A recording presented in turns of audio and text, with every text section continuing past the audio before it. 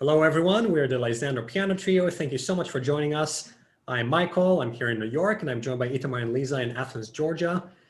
This year is our 10th anniversary season. It's hard to believe. It's come so fast, and obviously we didn't quite expect it to look the way it did, but we're still grateful for being able to celebrate it with the release of our second CD, which is a really special moment for us. And it includes work by composer we've worked with over the past 7 years, and it's a perfect way to celebrate our anniversary. This video is a little companion to the CD. We've just decided to use the available time and technology to sit down with each one of the 6 composers and talk to them a little bit about how the piece came about, what you might want to listen for in the music as you hopefully enjoy the CD. And each of those conversations with each of those 6 people will be followed or preceded by a little musical excerpt. It's been really fun to conduct these interviews over the past month. Composers were located, around the globe, from Poland to Philadelphia to all around the United States. So we hope you enjoy it. For a project that lasted 7 years, there are many, many people to be thankful for along the way. Help me out if I forget anyone. The Ditson Fund for the CD itself, for the commission of various works in the CD, the Adele and John Gray Endowment Fund, the Sorel Foundation, Content Artists Guild, Songfest, the composers themselves, obviously, for their great works, Ryan Strieber, who was the producer of the CD, and Paul Griffiths, who recorded the piece by Jennifer Higdon. FHR Records. Of course, the best. So we are so thankful to First Hand Records for helping us, overcome those last hurdles before releasing the CD. And without further ado, a little bit of music. This is a little video of the first song, Apology, from Love Suite by Jennifer Higdon. We recorded it in the past few days, sort of 2020 style. Hope you'll enjoy it. We're joined by Sarah Shafer, soprano. That's right. And stay tuned at the end of this video for a little post-credit scene.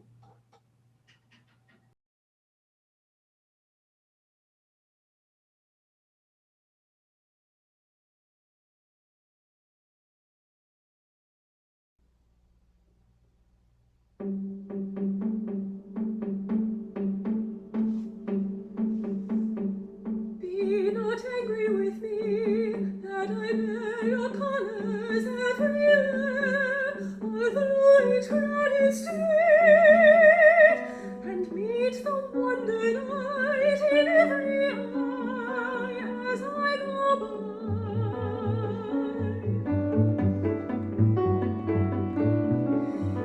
Each plodding wayfarer looks up to a cave, blinded by rainbow rays, a staff of happiness, more or less, which wraps me in each gartered folds of peacock gauze.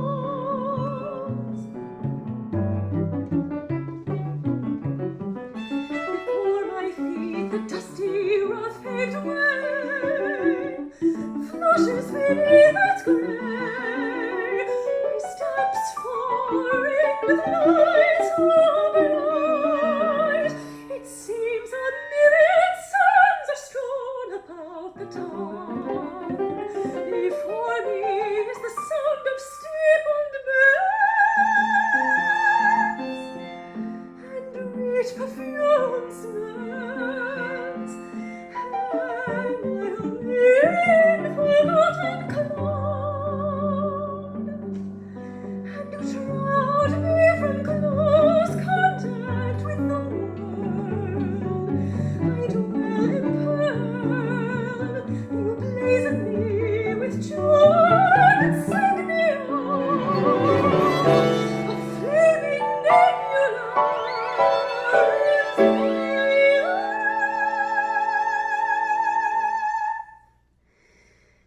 And yet you set the world upon me, unconfessed.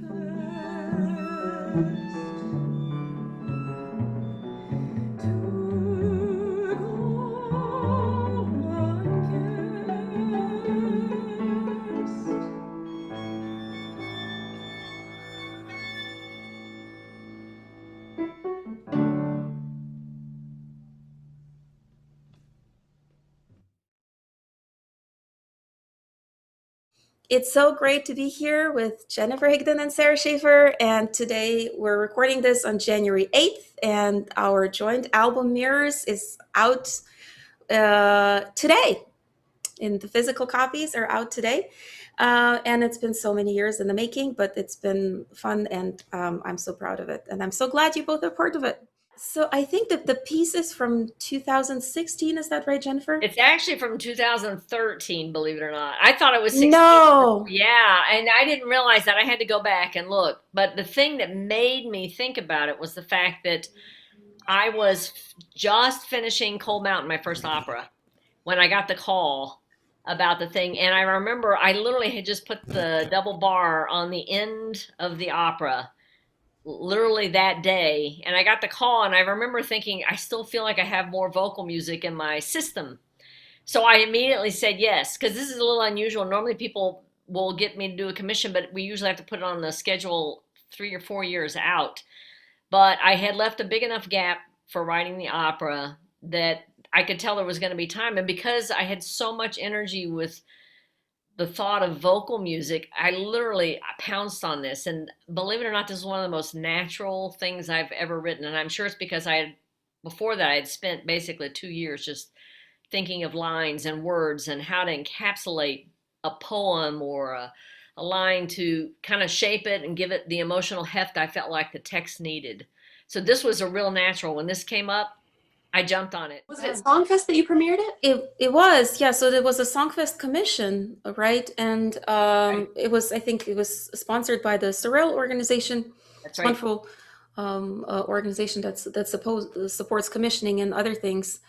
And that's also why I picked Amy Lowell for the poet, because there were two elements that said to me, a woman poet, but we also had a time frame that was so restricted. So getting permission for something that wasn't in public domain wasn't going to be feasible in order for me to get the music to you guys in enough time so you would have it, basically, so you wouldn't be suddenly learning at the last minute. I don't like to give anyone music at the very last minute. It's just too torturous. It's just too hard. So yeah, it was, but it was so easy. A couple of my composer friends had set Amy Lowell's poems, so I was very aware of her work for this reason. And it was a good find. It really was. I knew to be flexible, to make a song cycle that would work. I like something that unfolds, like tells a story. I decided right off the bat, I should do this about love. She's got a lot of these things here. So I thought, well, I'll just make a little trajectory of a possible, I guess, dramatic unfolding of a love story, I guess. Mm-hmm. Tell us a little bit more sort of about the poem. So I think it's from Dome of Many Colored Glass, or some of them are. Yeah. I found, let's see, how did this work? I found poems in 2 different collections. Mm-hmm. One was the Dome of Many Colored Glass from 1912, and the other was Sword Blades and Poppy Seed from 1912, same time. So this was ironic. One of the things I noticed when I picked these poems, I thought, wow, this is 101 years since these poems have been written, and I'm setting them. So it was kind of a striking moment. And somehow also, I guess that the CD's coming out around the time we're at the 100th anniversary of the 19th Amendment. It's a very kind of striking sort of thing. Those are the things you line up in your head. But basically, I found a bunch of poems that I thought were interesting and might make kind of a dramatic unfolding, like the first blush of love, and then falling kind of deeper, and I guess music that has a little more depth for the second poem. But I also remember thinking this is kind of a big thing for this poet, because she also goes on and writes poems about the end of the love, usually because of death, which I thought, wow, that's very dramatic. That's a little unusual too. People don't normally talk about that, but it was one of those things where I was reading one of the poems, and I was reading it one way, and I got to the last line of this one poem called A Gift, and it says, "But I shall be dead." It was something that caught me off guard when I read That is a shocking line. Yeah, it was. I'm like, whoa, that was not expecting that one. I thought that was a great song, I'm just not going to give away what that last line is. So Yeah. it's funny how, I guess as a composer, you have to figure out what resonates for you. You know what I mean? I mean, you have to be able to identify and figure out can you encapsulate these words in a way that there's enough variety in the song cycle to make it interesting, both for the performers and I think for the audience listening to it? That was a And long also answer. Sorry. so that it go in different directions, you know, like one composer might seize on one phrase and one might another, but you know what your specific take on it is very interesting to come to as a singer, you know. Right. What do you, Sarah, what do you do? I mean, what is it from the singer's perspective? I mean, I guess you probably look at the music, what the instruments are doing, and you can kind of figure a tone from that, right? Or well, kind of... this piece was very interesting to me because it was very different learning it than it was rehearsing it. Ah. It brought it together for me when we rehearsed it. I understood it a lot better with the timbres that, you know, of the instruments, rather than just plunking on the piano. Like it was hard for me to understand. Working by myself, often I get in a vacuum of doing things a particular way, and then when I get into rehearsal, I realize, oh, that is not. I'm not doing that how I want to do it at all, because Lisa is playing this, and you know, Itamar is playing this. That really it was enlightening to have it in context in a way that you know, singing just songs with piano, you know, you know what you're dealing with, but chamber music is enlightening that way, that when you come to the rehearsals, it all comes together. This one's an interesting piece for me too, because I made the decision to use stopped piano, and I decided before I'd written any of the music which movements I was going to use stopped piano in, because I was looking at the movements, the poems, and thinking, all right, well, this is kind of a drier sort of sound. This would be, I need color in this area. And I really thought a lot about that, where the poet used the word color and where I should color things and where I should not color things to make that stand out. So it was kind of it was like a slightly bigger box of crayons than I normally have if it's a piano trio, you know, because we had the stopped piano effects. So it's really, and it, you know, the stopped piano mimics what the violin and the cello are doing when they do the pizzicato. I'm sure if you look at the songs I wrote before I wrote Cold Mountain and you look at this song cycle, there was an evolution that happened in my perception of voice and how words are set, because I noticed before I wrote Cold Mountain, I was never able to follow words when I was listening to anything, pop songs or classical. I somehow always focused on the notes and the timbres. And after writing Cold Mountain, suddenly all words became very apparent to me when I was listening. I could tell my brain had actually literally rewired while I was writing the opera, maybe because I was singing through the lines and looking at the lines over and over again. So this really, my writing for voice has altered, and this was the first piece. Really, Love Suite, this was the first one that really kind of saw the evidence of that. And I can see I'm more comfortable with the voice in it. Wow. It's kind of weird, isn't it? It's really... Wow, that's amazing to hear that they kind of came out of a I know. Yeah. Yeah. Sarah, talk to us a little bit about sort of first encountering this piece. And I know you already mentioned the timbres. What I love about you just kind of watching you work is like how you're sort of like an actor, and you will try inflecting a word a certain way, and then you'll, oh, you know, I'm going to inflect it that other way.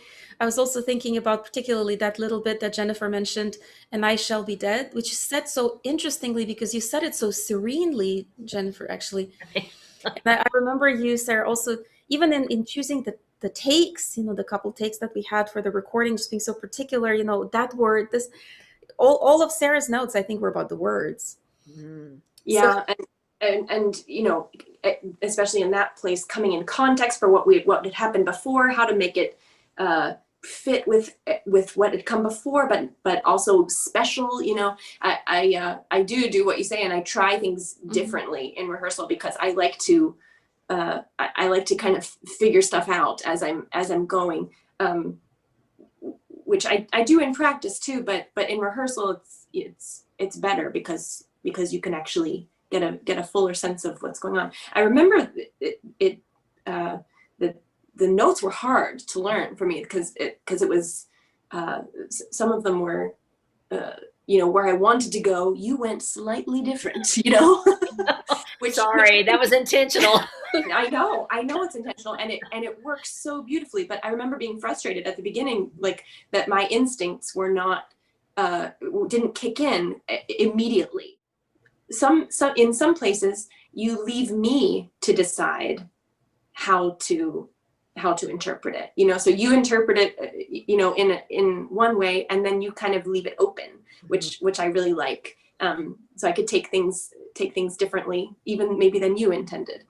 That's good though. That means I'm doing my job. I think performers have the right to put their own stamp on a piece. I don't think there's a definitive way of doing anything. I know some composer colleagues, oh, it has to be this way, but I'm like, no.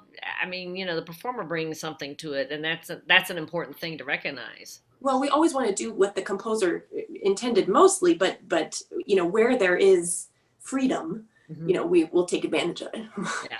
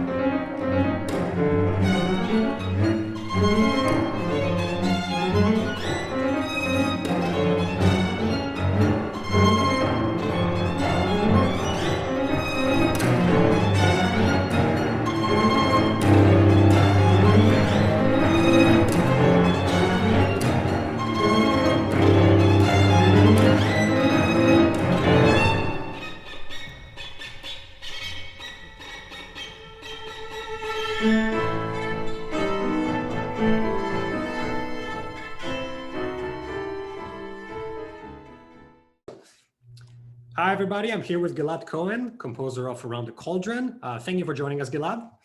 My pleasure. So you have quite an unusual background for a classical composer. You wrote your doctoral dissertation on Pink Floyd, and you regularly incorporate different musical genres in your compositions. So clearly you're fascinated with rock, but what are some other genres that you merge and create this wonderful musical fusion? Well, I love so many types of music, and I listen to really many different genres, from Arabic music to French Impressionism to American composer George Crumb, that I find very inspiring. And I love the intersections between different genres. For instance, in George Crumb music, there are long sections in which it feels that nothing is happening, time is held still. And I'm fascinated by the fact that this is similar to psychedelic rock in the 60s, where also there are long sections that are either repetitive or, again, with no beat, and it feels like time is slowing down. So I love this idea of looking for points that are similar between different musical genres. So what would you say is the key to successfully merging different genres together? You know, I never think I'm doing it on purpose. The first chamber pieces I wrote, only later I realized that, oh, this part actually is influenced by Led Zeppelin. Oh, this is obviously Tchaikovsky's Sixth Symphony. And I think each one of us composers, artists in general, just, you know, take everything from everywhere, everything we hear, every book I read, every breath you take, everything has an influence on the music. So the only thing I would say makes something more successful is if it's really just authentic influence. At the end of the day, you know, each one of us is just a mix of everything we experience in life. And I'm just trying to write things that are personal and feel good for me. One of the best advices I ever got from composition teachers was write music like the one you would like to hear in a concert hall. So often I envision myself in the concert hall sitting and tell myself, that's what I want to hear. It might be rock influence or impressionism influenced. Wonderful. So for those of you joining us, Around the Cauldron, which Gilad wrote for us, is inspired by the three witches in Shakespeare's Macbeth. And while you were writing this piece, you were also working on a musical based on Macbeth. And there's a lot of shared material between the two works. And it was really wonderful for us to be able to hear a totally different version of something we were familiar playing, hearing it suddenly with voice and totally different instrumentation.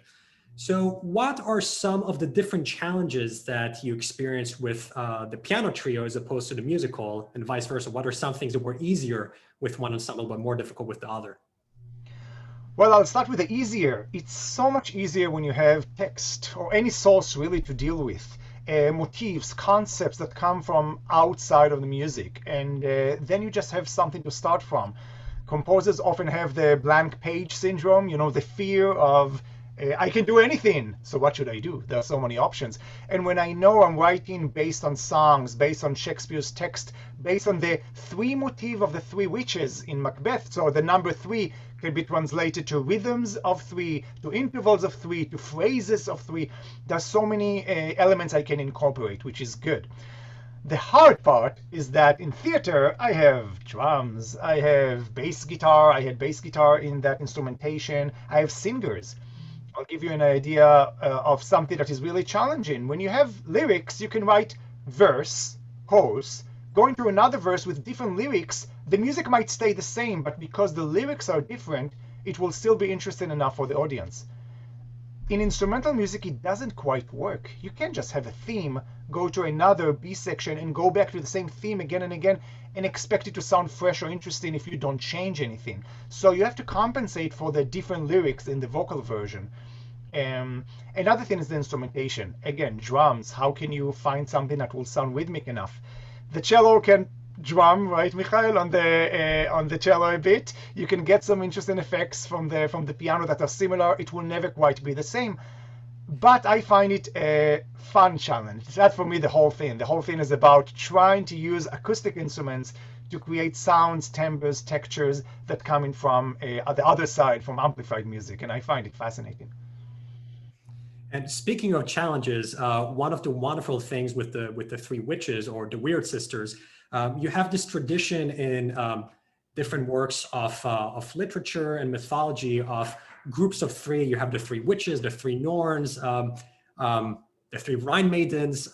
These groups that are maintained in an individual voice, but at the same time have a collective, homogeneous group voice. How do you do this in the piece? How do you create an effect where each instrument really has its own unique, distinct voice, but we all sound as one homogeneous organism together? Well, in piano trio, I think to make each instrument shine on its own is not really that big of a challenge. You know, I imagine violin sound, cello sound, piano. Each one of these instruments is very capable to do a large variety of things, from melodies to accompaniment to textures to harmonies. But when it comes to make them blend, that's more of a challenge, especially the strings versus the piano. And for me, the way to find, again, the intersections is to use the imagination and find points of similarities. If I may grab the guitar here, you know, for instance, if I'm trying to find a way the guitar can sound similar to a piano, and I have like a bluesy riff with blends in the guitar, you can never make the piano do the same thing, but you can do probably playing, you know, hitting 2 keys at the same time will be as close as you can get to this thing. It's not the same, but it's similar. Or something that is very common in rock music, this kind of mute, buzzy sound. I love this stuff. You know, how can you get it from a piano? If you're just gonna do, it doesn't work. It's too clean. So you have to probably add some dirt. Again, close intervals, or ask the cellist to play with sul ponticello, this effect that makes things sound crispy and dirty and with a lot of higher partials of the harmonics. And that's my way to make the instruments blend together. And something that you can do on the electric keyboard you just demonstrated, but you can do with the full grand piano is dampening the string, which you do at the end of on the Cauldron. It's really a wonderful effect. Yes, I love it. The only problem is that the upright piano is up there. The grand piano is upstairs, which is why I have to use this for demonstrating. So a few weeks ago, I was lucky to get to work with some of your students and the pieces they've been working on all year. And most of your students have little to no background in classical music.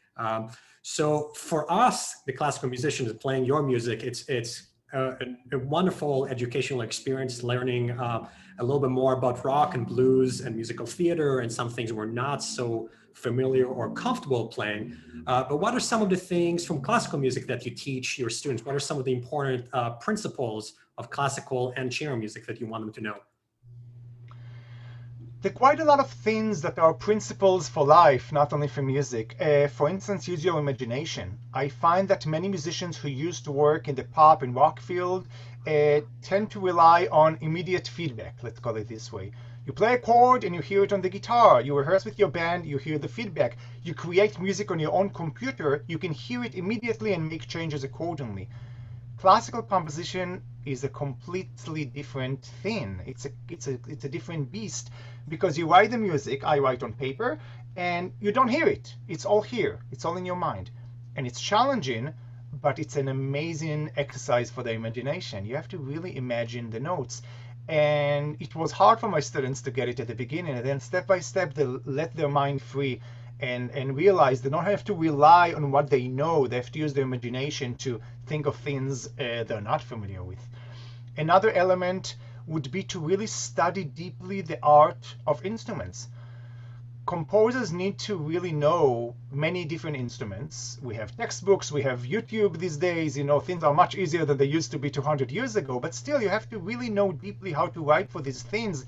And lastly, and maybe the most important one, classical composition is about relationship with performers, who are living creatures, believe it or not.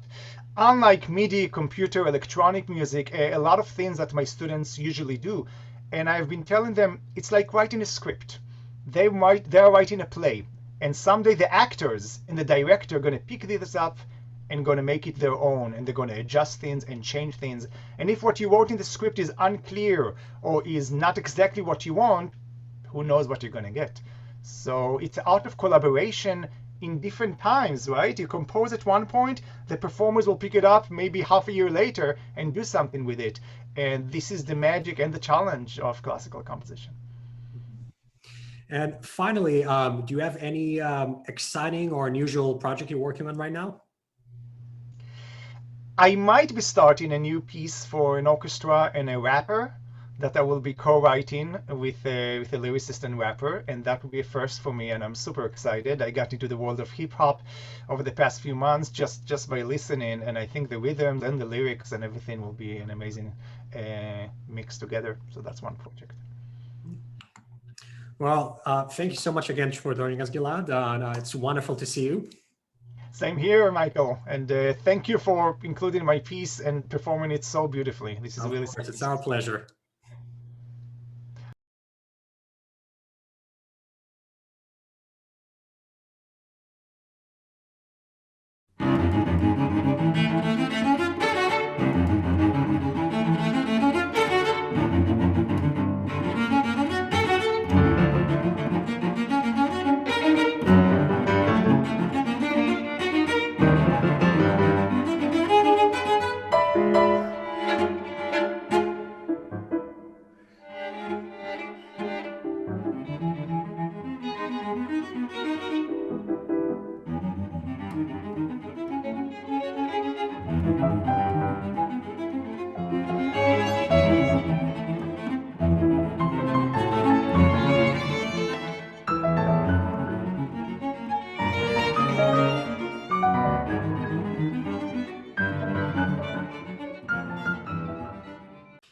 Hi, everyone. I'm here with Reinaldo Moya, composer of Ghost Written Variations. Thank you so much for joining us, Reinaldo. Thanks for having me, Michael. It's good to see you. So in your piece, you bring to life 4 distinct fictional composers. And not only are you bringing beautifully certain elements of the text describing their music, but you also create unique musical language for each of these composers. So what was this process like, giving life not only to 1, but to 4 different composers? The short answer is that it was hard. This is in many ways the hardest piece I've ever written. And I remember, in fact, emailing Lisa at some point after we had set up the commission and I had told her the idea for it. I remember emailing Lisa saying, like, I'm not sure that I could do this. This is so hard. It was hard. It was hard to figure out the voice of each and how to make it distinct. But in some ways, that's what told me that I needed to do this, because it meant that I was pushing myself out of my comfort zone, out of the things that I normally do. And I think that's always a positive process for every person, every artist, especially. If what you're doing seems easy, that probably means that you're doing the stuff that you know how to do. If it's hard, and we tell our students this all the time, right? Like, if it's hard, it means you're learning. So stay with it. And sometimes we forget it about our own process and our own work. The text really helped give me some ideas, but I still had to try to come up with the kind of the background, because it's not just the single image that's described in the text, right? Like, I picked little a few phrases of descriptions from the text, right? So it's not just about setting that, it's about everything else that kind of fills in that language, right? And I had to kind of figure out a way to bring all of that background into life, so that rather than having the snapshot from the description, you would have an actual, like, a film or like an actual living thing, instead of just a snapshot of it. And just to follow up with this, to what degree do you feel like you actually had to transform into different composers, or is it really just 4 different versions of you? Well, that's a good question. I don't know. I think the answer is a little bit in the middle of that, like in between those 2 options, right? Like, I think that I wanted the music to sound a little bit distinct, not a little bit, but distinct for each variation. But the thing that's still holding it together is this idea that there's one theme that is common to each variation, right? And that's what was going to be holding the piece together. Otherwise, you just have like 4 distinct chunks of material that don't necessarily go together into a cohesive piece. And the piece does hold together really beautifully, and there's such a wonderful flow between the movements and variations. But each of the 4 novels that you chose are very different from each other. At any point, were there any different novels that you were considering? And if so, why did you end up with this selection? For sure. So the original slate was the Dr. Faustus, the Thomas Mann, the Cloud Atlas, and the Orfeo. But I was very sure that I was going to write about the composer from Amsterdam, the novel by Ian McEwan, a Booker Prize winning novel. And I had the passage picked out from Amsterdam and everything. But I don't know, for some reason, I couldn't hear the music for that particular. I couldn't get it to work, and I found this article by Alex Ross, in fact, where he describes the fictional composers, and he had a longer list of fictional composers from literature, and so I found the Stanley Robinson book,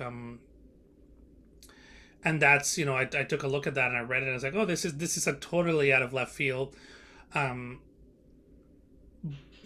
but it made sense, I think, for the ending, just to kind of go in this totally different direction and to kind of go to outer space and do science fiction and do something totally. So go from not historical fiction, because the Thomas Mann is, I wouldn't consider it historical fiction, but it's like to go from that kind of heavily romantic through the 20th century, although the Cloud Atlas is, you know, jumping around in time all the time, to then end in science fiction. Actually, it also make, you know, it fit with the David Mitchell theme, right, of the Cloud Atlas. The kind of that whole novel spans centuries, right? It goes from like the 17th century diary of a traveler to people in the 33rd century or something. And so this idea of there being a kind of common thing to these stories that span many centuries, that there was an idea of rebirth, an idea of return of the same character in different guises, also to me was very appealing. I think that's kind of what comes at the center of the piece.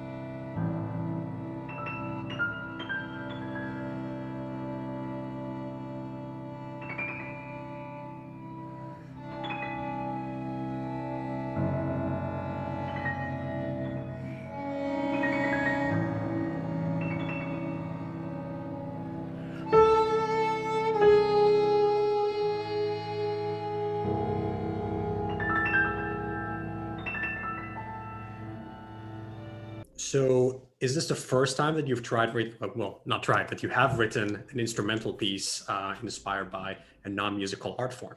Oh, absolutely not. I mean, I've a lot of my work has and continues to be inspired by literature. Especially, it was a lot of literature at first. I remember one of the first pieces I wrote at Juilliard was kind of a take on a programmatic take on Garcia Marquez's book Chronicles of a Death Foretold, and that was kind of me getting my feet wet in that kind of narrative style.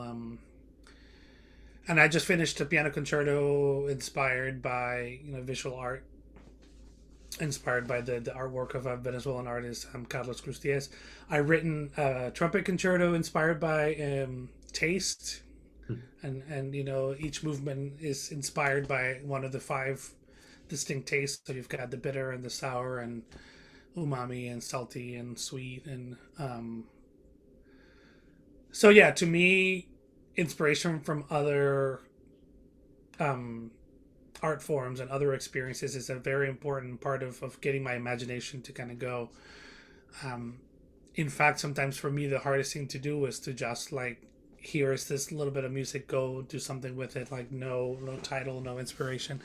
I find that it's fun to do that, but it's then I don't know what to call the thing, and I don't necessarily have a kind of a flight plan for it. So having these things that kind of inspire the music, to me, I think gives me something to hold on to as I'm working on the piece.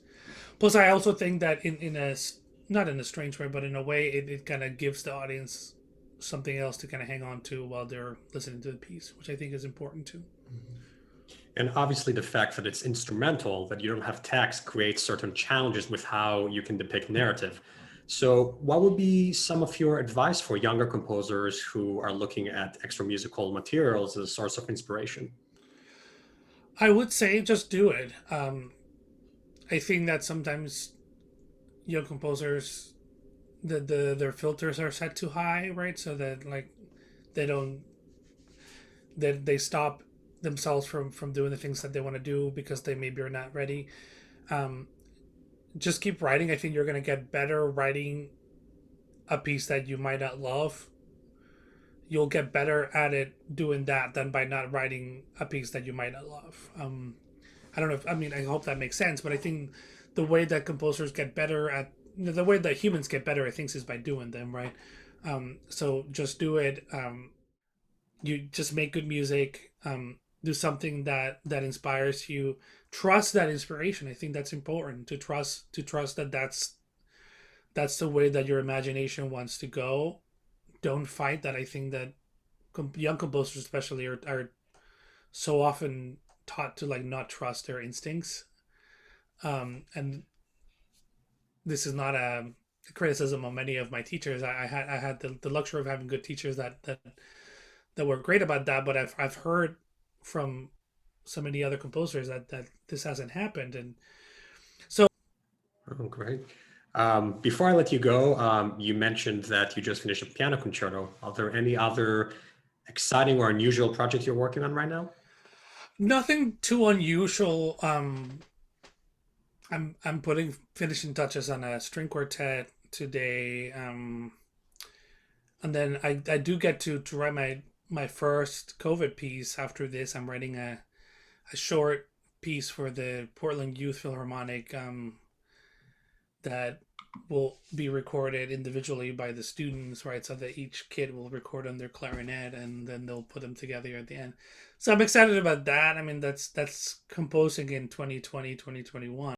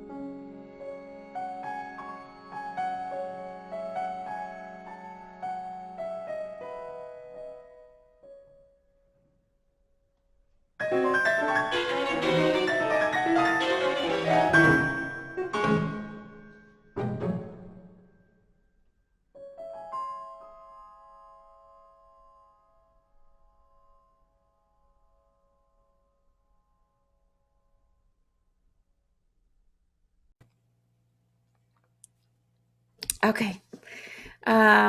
So I am really happy to have with us Sofia Belimova, who is one of the composers on our CD, and we're so happy that we were able to record your piece on the CD.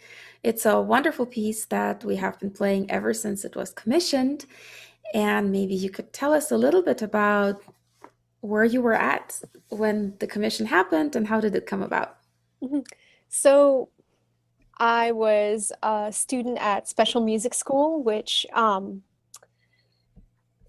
always struggle to explain it to like people who are not familiar with the concept of like a specialized music school, but essentially it's a K through 12 school where you have music classes integrated into your curriculum, and things like private lessons, music theory, music history, chorus, things like that are just a part of your day as much as like math and history are.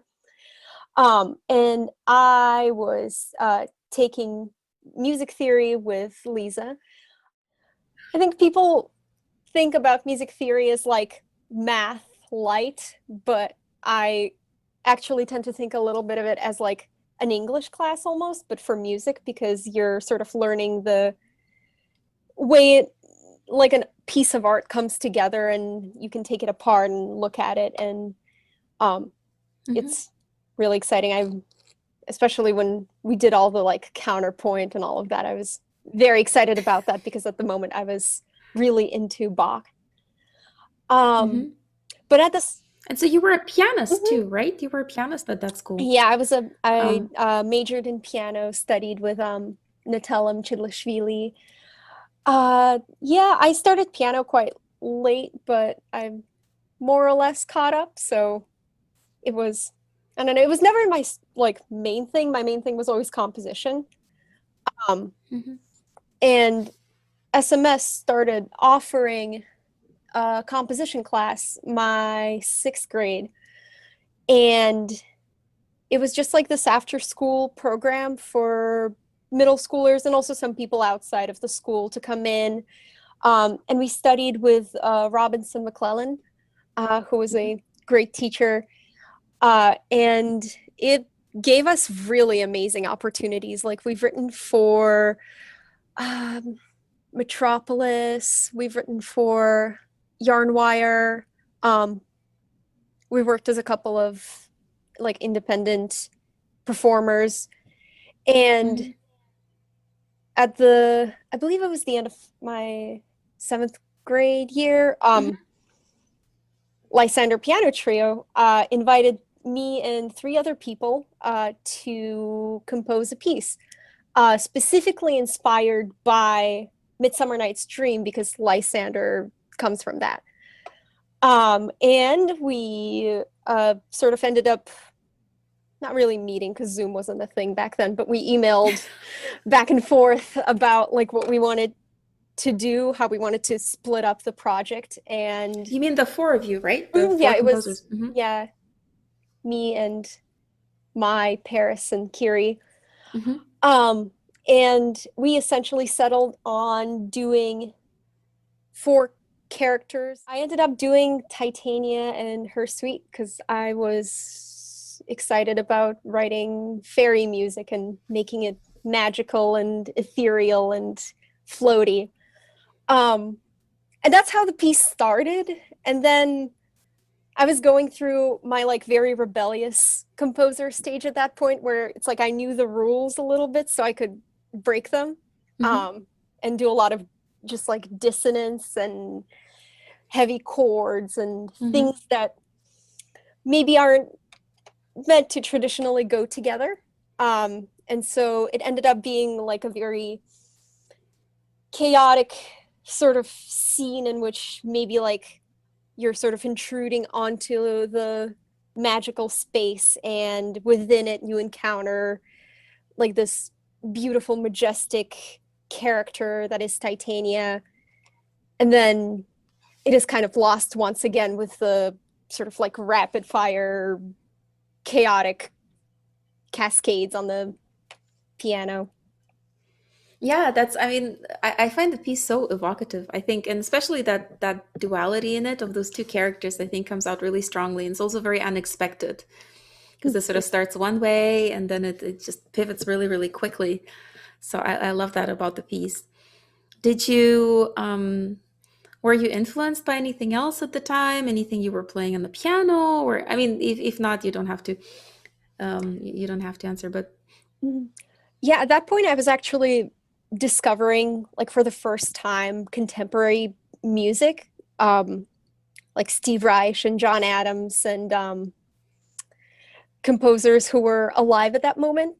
And because previously I was very into like Bach and Chopin and all of the, greats of the past. And I was getting really into like people doing music in the present day. And I was also, I believe at that time, playing a preluded fugue by Shostakovich.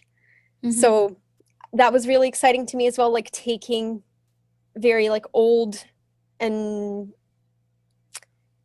well-established forms and sort of just like experimenting with them, bringing in new and surprising sounds.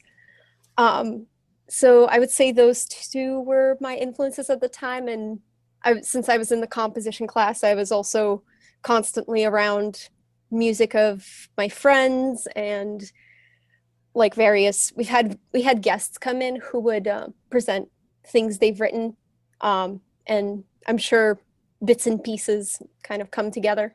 Yeah. So I'm curious because I mean we've been sort of in touch a little bit over the years, but what happened next with you musically? So are you? I actually don't know. I might cut out that that part, but I actually don't know. Do you still do music?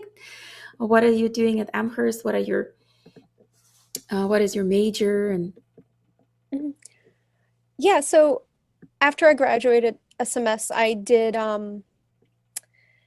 the Manhattan School of Music pre-college for piano, and on the side, for a year, I studied with a composer named Wang Ji, who's amazing. Wonderful And composer. yeah, she pushed me quite a lot, and I started, like hiring my own musicians for the first time. It was kind of a big leap. So I did lessons with her for a year, and then I did lessons with Kevin James at the American Composers Orchestra. They have a composition group for high schoolers, and I think they're also doing a group for college-aged people, but I haven't had a chance to be involved in that yet. And in college, I continue to do music as more of a hobby, I guess, as like a side thing, while pursuing a major in English.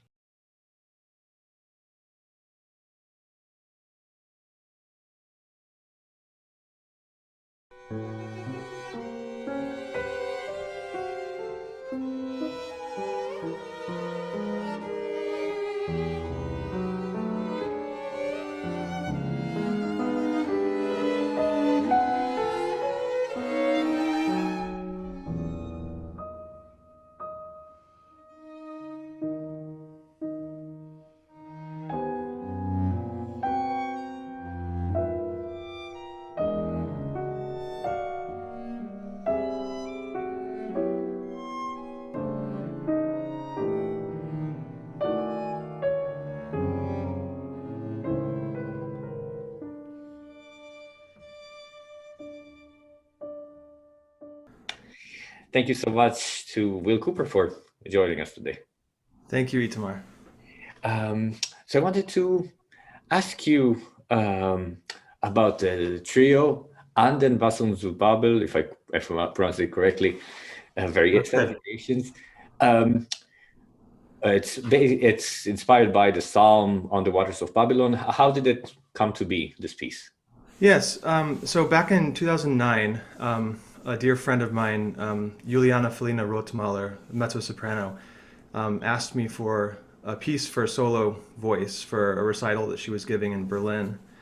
And she wanted it to be a cappella and she wanted it to be sacred. So at that time I was learning German, and so I went to the Luther translation of the Bible and looked at the Psalms, and 137 really stood out to me. It's just so poignant and sad and full of all these conflicting emotions. So I wrote that piece for her and went to Berlin to hear the performance. And then I thought maybe this could turn into something bigger than just a solo vocal setting. And so the next year in 2010, when the opportunity arose to write a piano trio, I decided to use this as a theme for a variation set. Mm-hmm. And correct me if I'm wrong, but playing the piece, it seems to me like the variations almost follow the action or the narrative of the psalm. Is that correct? Yeah. So definitely. So when I composed this, the piece for voice, I saw it as a kind of a psychological drama. So I wasn't actually aware of the many great settings of this psalm when I was composing it, but Schütz, for instance, I think is particularly good, but also William Walton said it at the beginning of Belshazzar's Feast. But most composers cut out the end because it gets violent. And the beginning is so sad and poignant. So But I kind of wanted all these conflicting emotions. But when I was setting the variations, I didn't really see it as a tone poem. I didn't want to set it kind of as a narrative in order. It's a little bit more abstract than that. But I think definitely the end of the psalm, the kind of violent end of the psalm, works its way into the music at the end.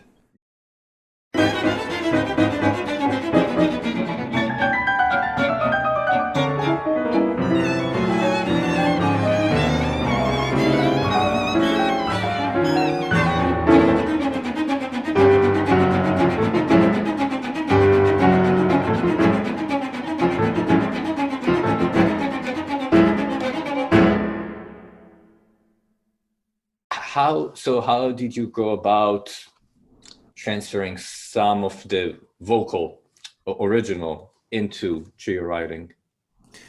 Yeah, so one of the problems with making a variation set out of this theme is it's very long. It's probably too long for a theme and variation set. So I used the first half of it. So at the beginning of the piece, what I did was I have the instruments gradually enter. So it starts with a cello solo on the first couple of phrases, then the violin comes in with the melody, the piano eventually comes in. So the three instruments are introduced along with the theme. And then rather than ending it there and going on to the variations, I decided to connect it smoothly to a second statement of the theme. So this time the violin plays the entire melody and the cello plays it in inversion as a canon. And it leads to a big climax. And so that's kind of the theme. It's a long theme. And then there's a series of, I think, 6 variations after that. And they range from a paraphrase of the theme with just like ornamentation, that's the first variation, to these kind of ternary dance variations, a kind of Beethovenian scherzo in the middle, for lack of a better term. And you know, I explore several other types of canons throughout the piece. Mm-hmm. But the heart of the piece is actually variation 4. It's this slow variation in the middle, and originally it wasn't there.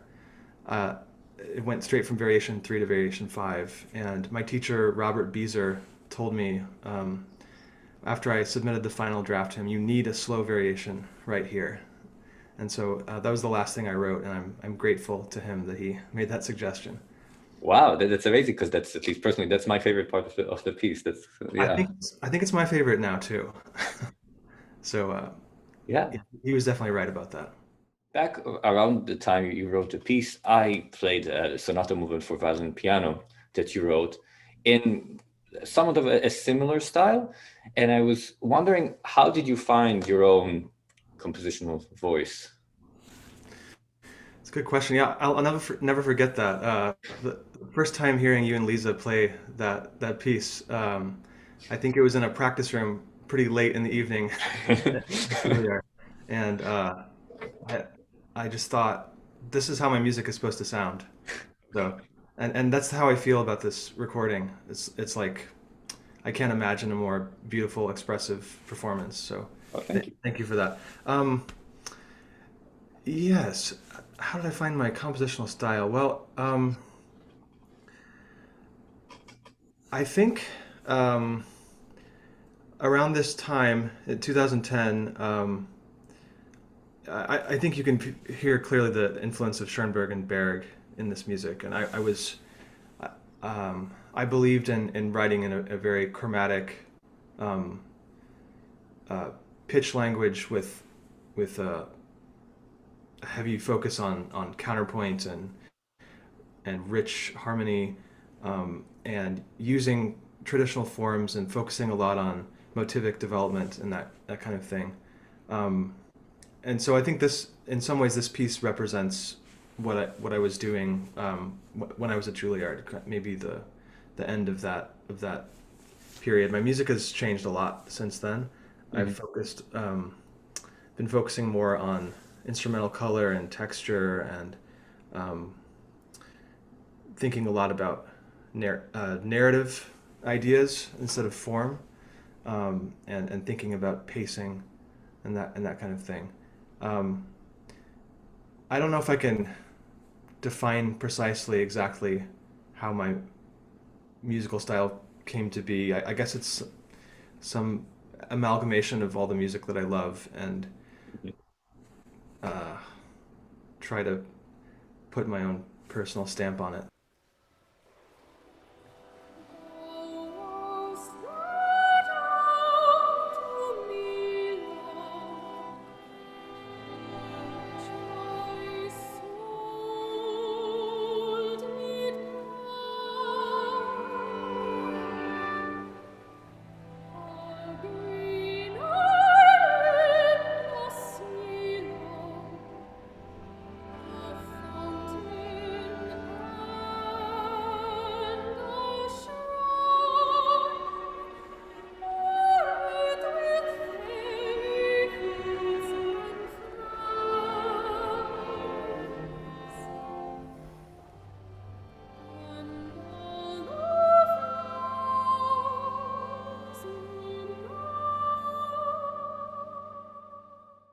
Okay, great. And last question, what are some of upcoming projects for you or things that you're working on right now? Yes. So last night actually, I just finished a piano etude for my dear friend Jihei Chang, who is on the faculty of Florida State University. She's going to premiere, I think it's on January 24th, on a virtual salon series. So that's the most recent thing that I've done. And my next project is the Saint Luke Passion, and it's going to be done on Good Friday, and I really have to get working on that. Okay. So yeah, we'll let you get to work. Yes. Great. Thank you so much. Thank you so much, Itamar.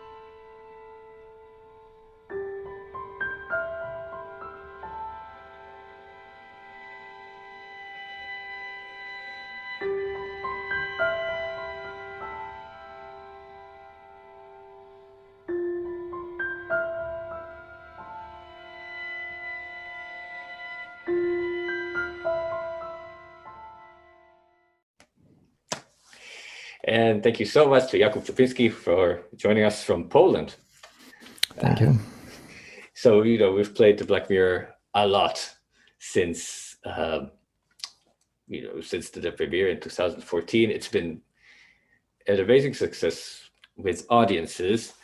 And I wanted to first ask you about your process with the piece. You wrote that you described it as a small-scale study of time. So what were your thoughts coming into writing it and while writing it?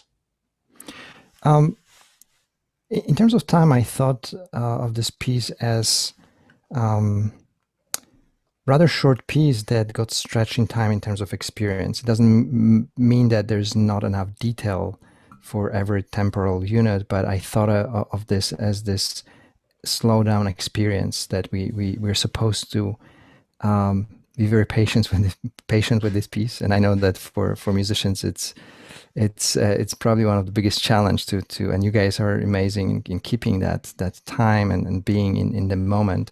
And I know how hard it is.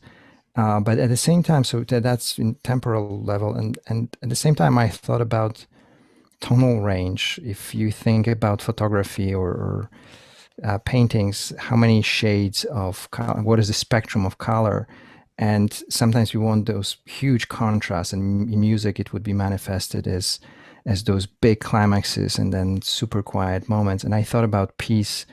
In this case, I thought about this experience of reduced tonal range. So in others, there's a lot of shades that connect smoothly, but we don't have those bright contrasts. I wanted to have the piece that is more confined, stretched in time, and with a lower tonal range. Mm-hmm. So lower tonal range. In terms of graphics, right? It's not tonal Yes. range of music, right? That's right. So yeah, again, graphically speaking, that's where also the title of the piece comes from. Black Mirror, it's a device that actually tones down. As far as I understand, how did you come up with that device? How do you know about this? The title was the last thing that came. So I think that there was still that kind of visual thinking, and obviously time was important. But then I thought, what would be the image or metaphor that represented that? And I thought that Claude's glass is that kind of small device, and I like the fact that it's something small, something that reduces bright contrast, and something that is related to visual. And in a way, I think there's something in it also meditative that I always thought about this piece as meditation. I have a feeling that when you paint something, especially landscapes in nature, with a small black mirror or Claude's glass, there's something meditative about that experience. I guess so. So I thought it matched that perfectly, but I didn't start from that metaphor. I think I started from just my desire for this pure experience of stretched time and something more confined and more subtle. Your range of of writing music is really enormous. You write both this kind of concert music, you write electronic music, maybe, and you also perform. Maybe you can tell us sort of about all those things that you do. I think it would be fascinating for people to know. Well, so I definitely have a problem with too wide of a range of interest because the piece that I wrote for your trio is one part of my artistic sensibility, I would say, and probably the most closest to my heart, if I may express it in this. So this is like what I believe is the deepest part of me, but at the same time, I was always fascinated with electronic music technology, also live and interactive performances, and as well orchestra in a sense too. And I think at some point these worlds are feeding off each other, because in the piece that I wrote for you, I think there are a lot of experiences from electronic music. To give you an example, in electronic music, we can easily stretch any samples into very long periods of time. We can swamp them with reverb, right? So the classic ambient music, for example. And I think there are some influences of that in the piece I wrote for you, that I was thinking of piano as preserving reverb, for example, of violin and cello. So in a way, I think there is some connection, but on a more daily basis, I think sometimes I just simply switch to those completely different modes. And even in electronic music, sometimes I go quite far away from classical paradigm. Maybe I definitely am not a EDM DJ, but it's sometimes I'm also pulling some not inspiration, but techniques from dance electronic music and make it into more experimental format. And you also play the Theremin. Yes, that's another project. Obviously now it's pandemic, so I can do it at home. But it's this. I took the Theremins, and what I call it, I hacked them. So I use them as controllers for electronic samples, and I wrote my own software to control that, and my own solution. So basically, I created my own instrument for performing electronic music live with gestures of my hands. So it's a hybrid of composition, performance, and I guess, to some extent, programming. Mm-hmm. So the theremin that you're using, how is it different from, I guess, the traditional, if you could say? I think it's I think it's completely different world. I have a feeling that it's more about.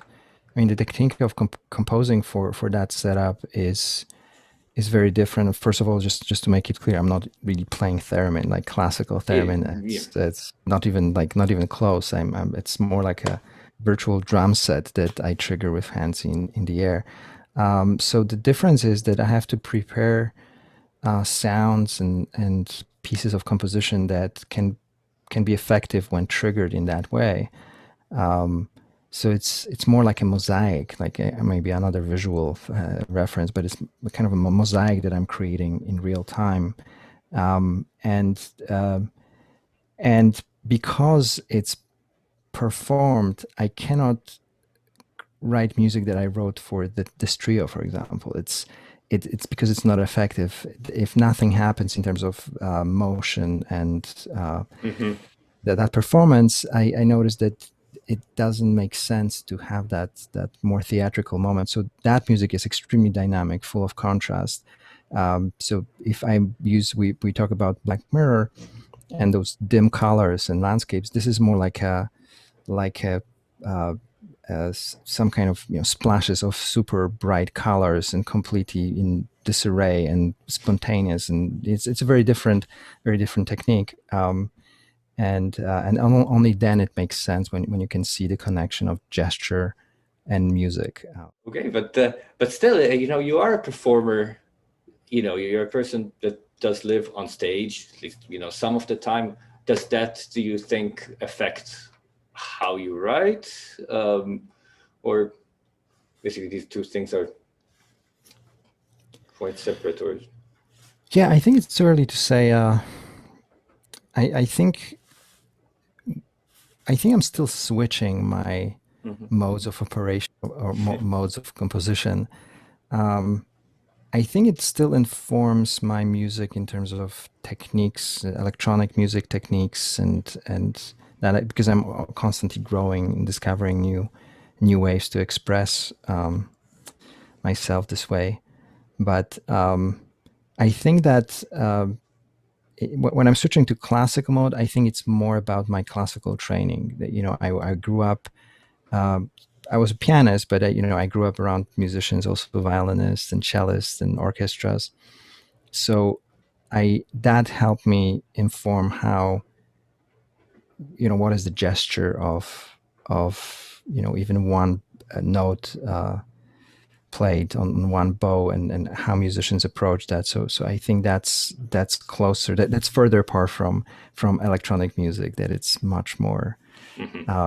It comes from different culture, I would say, or different part of our culture. That's how I would describe it. Well, here we are, everybody. Thank you so much for having spent the past hour with us. We hope you enjoyed the conversations and the music. In the next few weeks, look out for another companion video for the CD. It's a special music video that we've made with videographer Sarah Pettinella for the piece Black Mirror by Jakub Ciupinski. It's quite a special video. Thanks again for joining us, and we hope to see you all online or in person as soon as possible.